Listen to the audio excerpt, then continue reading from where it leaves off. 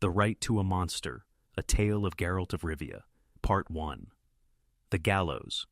The execution was set for noon, but people had been gathering since dawn. Geralt watched from the hill above Bellingrad, a small town that lacked only a few streets to be called large, with a market square at its center, a gray stone town hall, and a gallows erected yesterday, because Bellingrad had no permanent one.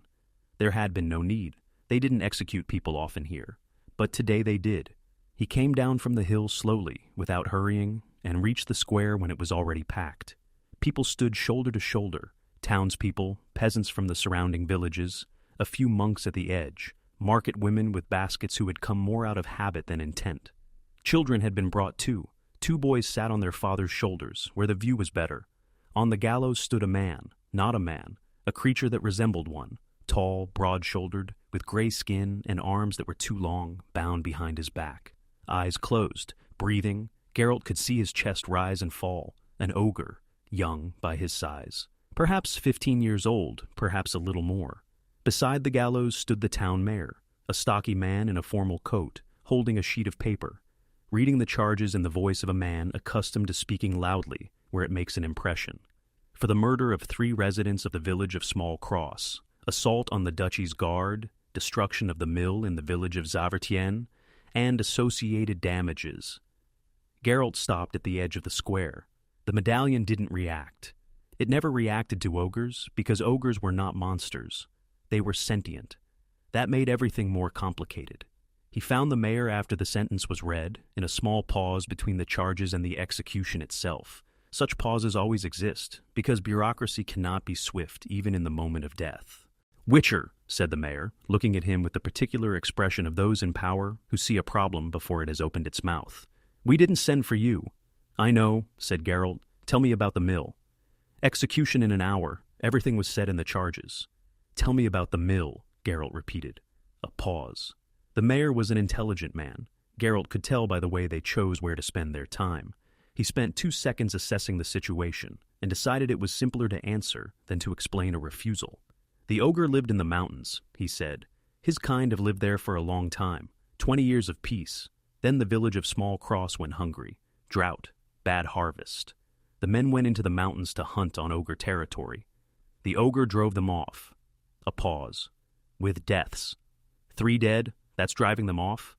1 fell from a cliff while running. 2, he struck. Possibly didn't intend to kill, but kill he did. The mill? He came to the village the next day. Apparently wanted to say something. The people panicked, ran. He went after them. The mill, an accident. He caught it with his shoulder. It was already falling apart." Geralt looked at him. "And you intend to hang him." 3 dead men," said the mayor evenly. "They have families. The families demand justice. The Duke demands order." He spread his hands. "I have no choice." "There's always a choice," said Geralt. "Not in politics," said the mayor. "In politics, a choice is another word for a catastrophe you haven't chosen yet." Part 2. The Refusal. Geralt reached the gallows through the town hall courtyard, bypassing the crowd. The guards at the scaffold tried to stop him, and he showed them the Witcher's seal on his ring. Not an official document, merely a symbol that in most places still meant enough to let a man through. The ogre looked down at him. Literally, he was a head taller even on the scaffold, which itself stood off the ground. His eyes were gray, like his skin, intelligent. "Witcher," he said. His voice was low, with the characteristic accent of the mountain folk, hard consonants, drawn-out vowels. "You came to kill me clean, so the rope won't make me suffer?" "No," said Geralt. "Then why?" "To ask. Did you understand what you were doing when you struck those men?" A long pause. "They were killing our game," said the ogre. "Our mountains. 20 years we didn't touch their villages. 20 years they didn't come to us." He looked somewhere over the heads of the crowd, to where the mountains began beyond the city. "Then they came. With knives, killing the mountain goats. My sisters are hungry too." A pause. "I was driving them off. They fell. I didn't want death." "Did you understand they might die?" Silence. That was an honest answer. More honest than words. "Yes," said the ogre at last. "I understood." "Do you regret it?" Another pause. "I regret that they came," he said. "I don't regret driving them off. If I hadn't, my sisters would have died." He looked down at Geralt. "Would you regret it?" Geralt didn't answer, because the answer was no, and they both knew it. He returned to the mayor half an hour before the execution. "Stop this," he said. The mayor looked at him with the wearily patient expression of a man being told the obvious. "Witcher, the sentence has been passed. The Duke has signed it. The ogre is not a criminal. He was defending his people's territory. He killed 3 men. The men trespassed on his territory first. That is irrelevant under the duchy's law." "Whose law?" asked Geralt. "Yours, not his. The mountain folk have their own laws. Your laws don't extend to their mountains." "They do," said the mayor quietly. "As of last year, they do. The Duke signed a decree incorporating the mountain territories into the duchy." A pause. "The ogres were not informed of this. That is an oversight. But legally, the sentence is valid." Geralt looked at him. "Do you hear what you're saying?" "I hear it," said the mayor. He didn't look away. "I hear it, and I don't like what I hear. But I have 3 dead men, their families on the square, and a duke watching me." He lowered his head. "If a witcher wants a conscience, he's come to the wrong address. Conscience is expensive. Not everyone can afford it." Geralt walked out onto the square. The crowd was watching the gallows. The executioner had already taken his place. The mayor had returned to the scaffold with his paper. 2 guards stood at the ladder. He positioned himself in front of the scaffold, simply stood there, facing the executioner, his back to the crowd. He placed his hand on the hilt of his sword, didn't draw it, just placed it there. The silence spread across the square slowly, like oil across water. "Step aside, Witcher," said the executioner, young, nervous, clearly unaccustomed to this.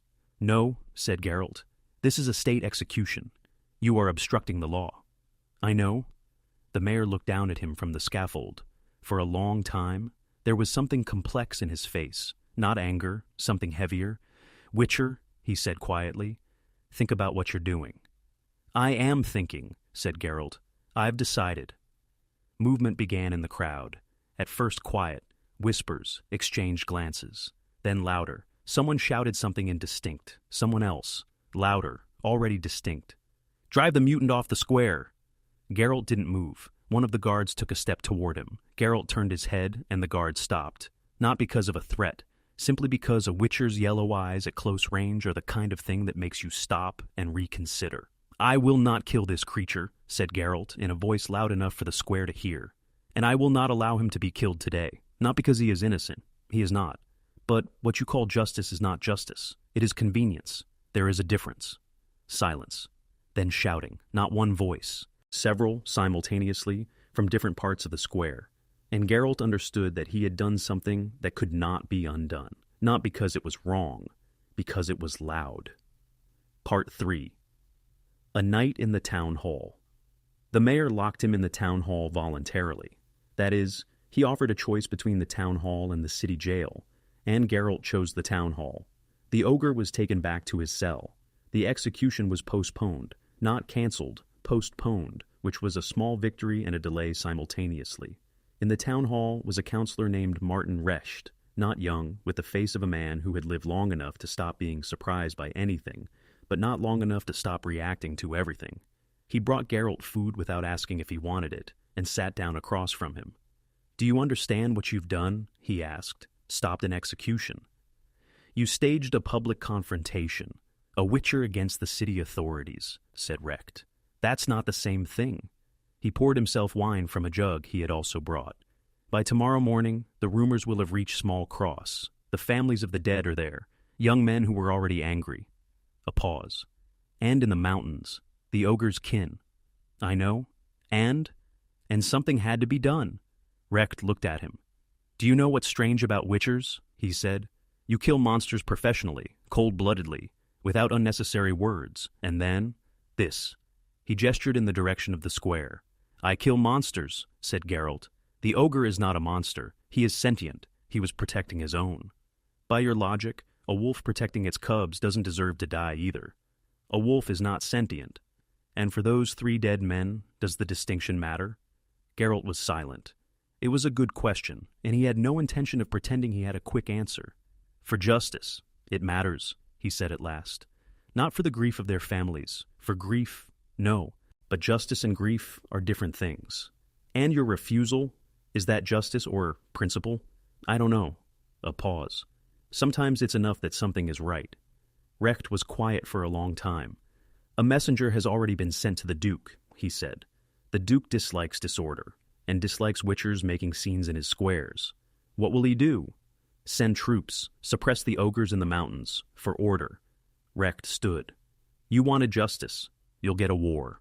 He walked to the door, then turned back. "Sleep. Tomorrow will be worse." Part 4. The Delegation. In the morning, 2 men came. The first was from Small Cross. They called him Brother Yakov, though he was no kind of brother, just a nickname, the way these things happen. A man of about 40, sturdy, with heavy hands and the heavy gaze of someone who had recently lost a relative. His brother had died. He didn't hide this, and didn't use it as an argument. It was simply a fact that hung in the air between them. The second had come from the mountains. Not an ogre, the ogre's interpreter, a man who lived in the foothills and knew both languages. His name was Oris, and he had clever eyes and the careful movements of a man who had learned to exist between 2 worlds and belong to neither. Geralt looked at them both. "Speak," he said. Brother Yakov spoke first. "You stopped the execution," he said without preamble. "My brother's killer lives." A pause. "I want to know what you intend to do next." "That depends on you both," said Geralt. "On us?" "On you." He turned to Oris. "Do the ogres in the mountains know what happened?" "They know," said Oris. "They want to take Karen home." Karen apparently was the ogre's name. "If he is executed, they will come for him, dead or alive. How many of them are there?" "In these mountains, 8, with children." A pause. "But the word will travel further. There are other clans." Brother Yakov listened to this in silence. Then he said, "My brother is dead." "I know," said Geralt. "Do you understand what that means?" "Not abstractly, concretely." "He was 32 years old. He had a wife and 2 children. They are alone now. He went into the mountains because we have nothing to eat. Drought, 3rd year in a row." He spoke evenly, without trembling. "I don't want war. I want someone to answer for what happened." "Who is guilty?" asked Geralt. "The ogre killed. The men entered his territory first. They didn't know it was his territory." "Do they know now?" A long pause. "Now they know," said Brother Yakov. Geralt turned to Oris. "Do the ogres understand that the dead cannot be brought back?" "They understand." The interpreter paused. "They say, their grief is no less. Karen is not a killer. He is a protector. They lost their own before this. 2 deer, 3 goats. That is their winter." "Are they offering anything?" "Yes. They offer compensation. Mountain pearls, furs. Enough for the dead man's family to survive the winter." A pause. "And they offer a treaty, a boundary, a clear one. Neither side crosses it without warning." Brother Yakov stared at the table. "Compensation," he repeated. "For my brother's life. Furs." "For the life of a goat, a man in a noose," said Geralt. "Both of those things are unjust. The question is what you want, justice or continuation." Part 5. The Duke. The troops arrived on the 3rd day, as Recht had promised. 300 infantry, not an army, a punitive force. The captain was a man Geralt could read at a glance. Efficient, not cruel, simply accustomed to thinking in orders. He had received an order: clear the mountains of seditious creatures. He had arrived to clear them. Geralt intercepted him before he reached the town. "Stop," he said, stepping onto the road from the forest. Roach stood to the side. He stood in the middle. The captain raised his fist. The column halted. "Witcher," he said. "Get out of the road." "No." Geralt looked at him calmly. "Tell your men there are children in the mountains. The ogres have children. These are the Duke's orders." "I know. Listen to me." He approached the captain's horse close enough to speak quietly. "There are negotiations underway in the city. The family of the deceased and a representative of the mountain clan. There is a chance of a treaty. If you enter the mountains now, that chance is over. The ogres will retreat into the deep. You won't reach them there. They will retaliate. For years. That's not my decision. Ask for 3 days. I don't have the authority to ask for 3 days. Then take them without authority," said Geralt. "Say the road is impassable, that the horses are exhausted, that your scouts haven't returned." A pause. "You're an intelligent man. You'll think of something." The captain looked down at him. "For a long time. If I delay without cause, I'll be demoted. If you enter the mountains, men will die," said Geralt. "Your men. Ogres in the mountains. That's not a battlefield. It's their home. They know every stone. You'll lose a third of your force before you find anyone." The captain was silent. 3 days, said Geralt. "I need 3 days." The captain made camp at the foot of the hill, officially for regrouping and reconnaissance. Geralt returned to the city. The negotiations ran for another 2 days. He slept almost not at all, sat between Brother Yakov and Auris, translated when it was needed, stayed silent when it wasn't, sometimes said things that neither of them wanted to hear, but that needed to be said. That kind of work, not his work, but there was no one else to do it.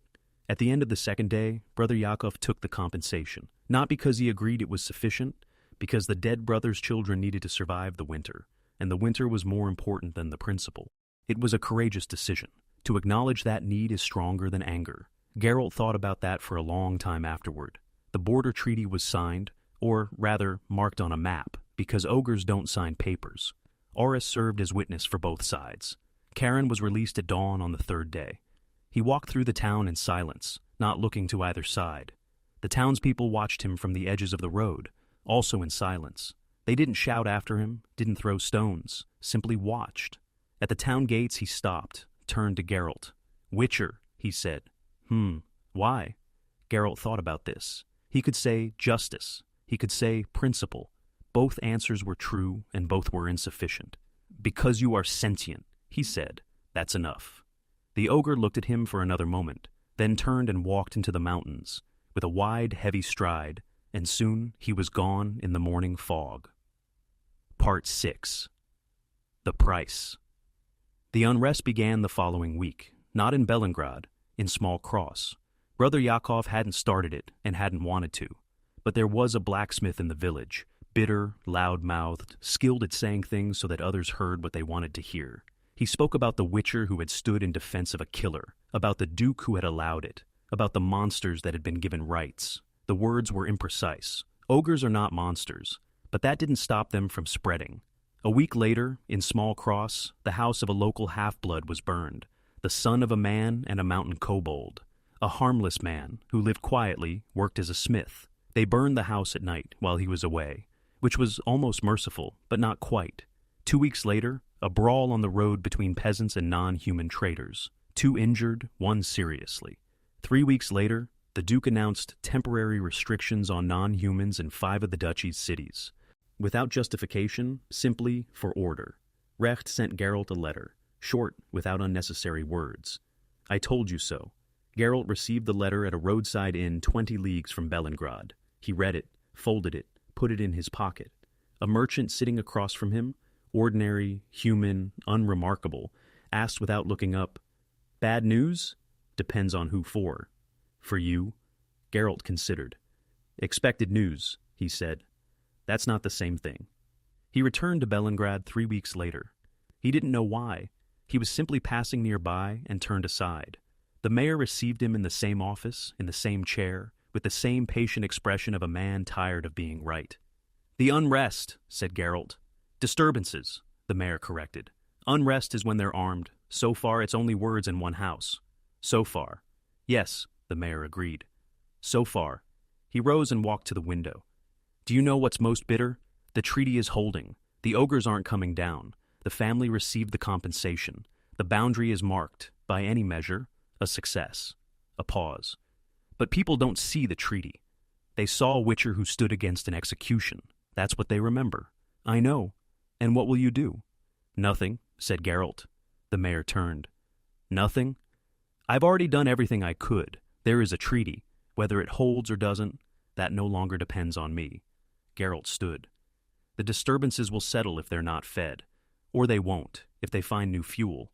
That's not my concern either." Bold words from the man who set all this in motion. "I stopped one injustice," said Geralt. "What grew from it afterward is not my responsibility. My responsibility is for my own decision, not for every decision others made after." "Philosophy," said the mayor, the same way Recht had said it, without mockery.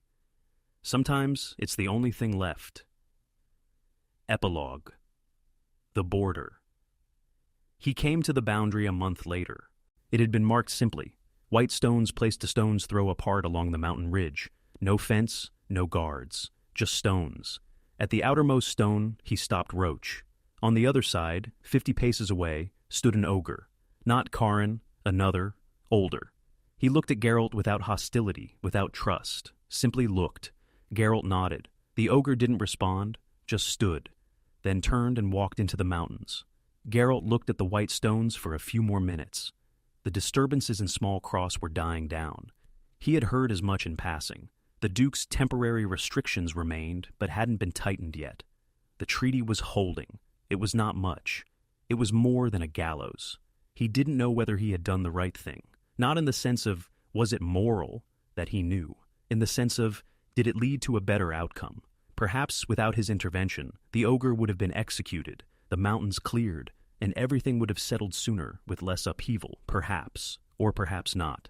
A witcher kills monsters. That is his work, his profession, his place in the world. But the ogre was not a monster, and that place in the world where they lived, the border between the city and the mountains, between the human and the non-human, had not gone anywhere. It had simply become a little clearer. White stones instead of an invisible line. Sometimes that is all that can be done. Roach moved on of her own accord. She liked it when there was no need to hurry. Geralt loosened the reins and rode down the road to wherever the road led, and thought that the next contract would be, he hoped, simply a kikimora. Simply a kikimora, with no consequences. Although, he almost smiled, a kikimora too sometimes turned out to be something other than it appeared.